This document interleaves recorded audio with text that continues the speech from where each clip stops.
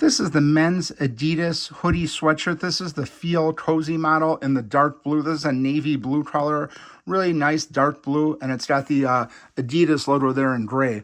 Really happy with this brand. The Feel Cozy one is a fleecy material, so it's got a really nice fit to it. It's not too thin, it's not too thick. It's like perfect size.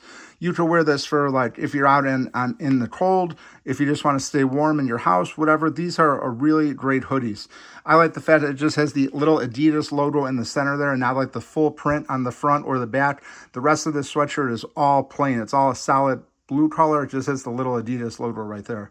But overall, very happy with these. Again, like the fleecy material.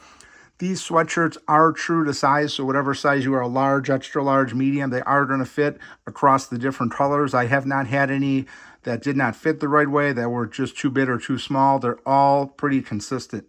I wash these over and over a lot because I wear them all the time, and they really hold up through different washes and drying and things like that. They really hold the color, they hold the size and everything like that. So if you're looking for some new hoodies, you definitely want to check out this Feel Cozy Adidas. It's got a really nice material and a really great fit.